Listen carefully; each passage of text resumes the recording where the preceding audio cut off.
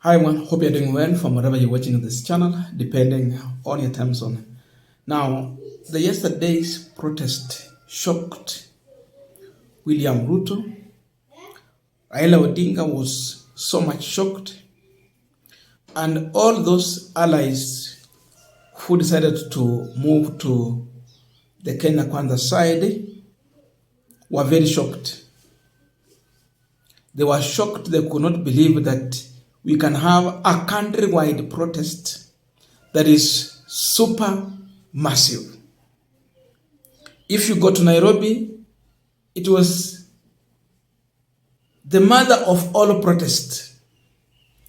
In Eldoret town, this is Uasin Gishu, home county to William Samoei Ruto, the wheelbarrow was taken down. There was massive protest. You go to Kiambu and the neighboring counties, there was massive protest. Here in Kakamega, you go to Bungoma, there was protest all over. Kajiado, you go to Coast Region, Mombasa. So it was a countrywide protest organized by youth to commemorate the lives of the Gen Zs who died 1 year ago in another protest. This was super massive.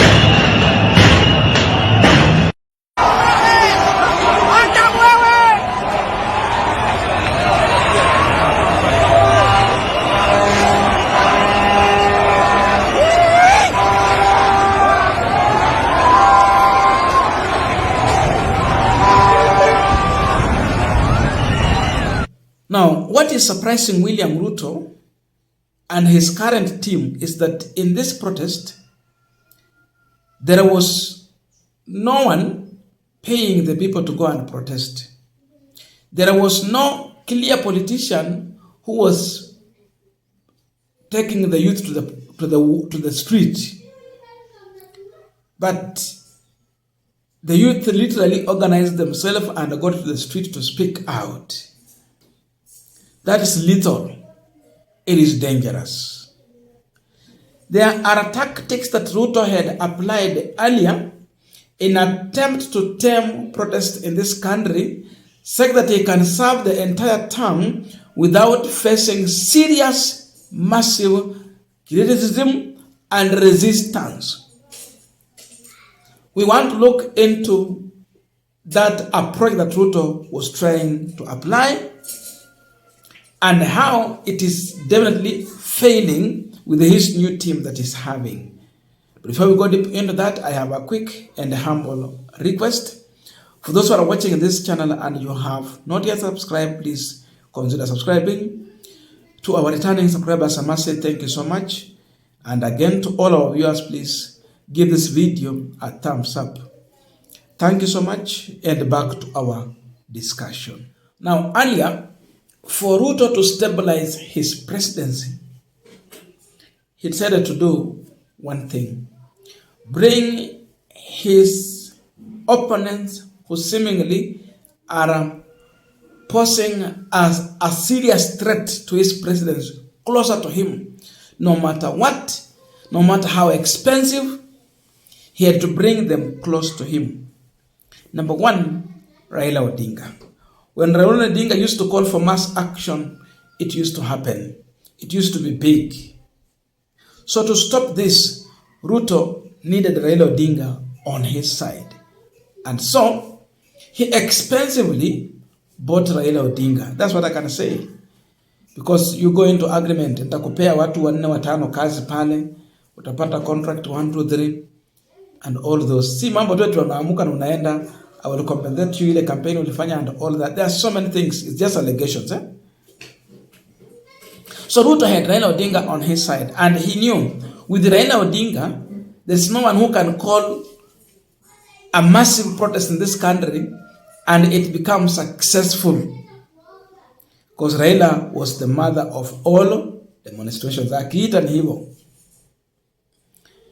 He did not stop there. He went further to reach out to other youth who are standing in as a threat. Kasmuel Makore was among the youth who were voicing out the voice of the silent majority Kenyans in this country. He used to come out and articulate on issues, and you find tangible reasons that will take youth back to the street. That was Makore. Polished English, articulative, serious points. So he was planting a sense of political direction among the masses. Youth were buying into what he was putting in the mass. Ruto, as he welcomed Raila Odinga, he made sure that Makore ako hapo. Saizi ako busy in other things. Sijui ODM youth leader and all that. They were calming the youth, thinking that buying one Gen Z is bringing all Gen Zs there. Even if they're on table or not, they will just follow like sheep. Like sheep, Sorry for that. Sasa mambo yameharibika. Hakuna mambo ya kufuata watu kama kondoo. The other person who seemingly is compromised is one Morara Kibaso. Morara Kibaso had a stand. He was going across the country in the Vampire Diary, and he was bringing out critical information that was exposing this regime and previous regimes. Stalled projects, fake promises, lip service, lies after lies. When Ruto was coming to Western, after leaving, you will see Morara Kibaso on the ground, exposing the lies, coming out with the real budget, reality, and fake projects. As of late, alinyamazishwa. Saizi amesema he's off the politics. He wants to focus on his own business, and therefore he is resigning from active politics. Amejitenga. Aliamua labda alipwe, akuwe compromise, aachane na hiyo maneno. In politics, everyone has a price. Everyone has a price.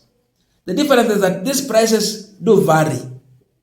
Kila mtu ako na bei yake. Hiyo ndio ukweli wa mambo. Hata wewe uko na bei. The other group that Ruto went for is Bunge la Wananchi. Now, at Bunge la Wananchi, he targeted several individuals, especially the die-hard supporters of one Raila Odinga. Gaucho, tuko na mtu alikuwa almost 1 hour. Almost 1 hour, sometimes I get confused with his statement. Leo anasema hii, kesho ni ile. But you understand, the confusion has been brought in by Raila Odinga's move to go into the government side. So, when you see people like Gaucho talking about the being in anasema ako kwa vacation, ako in business vacation, things like those ones. He's busy, but he was among the youth who were putting together bunge la wananchi and pushing agenda through bunge la wananchi. Hao ndio walikuwa pale. They used to plan a sense of political direction among the masses. Youth used to follow them because they were articulating on issues touching the youth. They were speaking for the youth during that time. So they became the target of this regime in an attempt to silence the youth and stop any serious protest that posed as a threat to Ruto's presidency. Sasa William Ruto kwa akili na mawazo yake aliona nikishakuwa na hawa jamaa, my president is safe. Kuna wengine wengi tutataja wote. But what happened? Yesterday's event has exposed William Ruto. You are naked. It is not yet over. Not everyone is with you. Kenyans can speak their mind without necessarily following a certain leader. Even if some Gen-Zs walk out, the other team comes in and the struggles continue. Ruto has lost. Raila Odinga has lost. The team that joined them has lost. Power is in the hands of Gen-Zs. That is my conclusion. I don't know your views, but please let us meet in the comment section to continue with this discussion. Thank you so much, and see you in our next video. But it's time for one William Ruto to resign and go.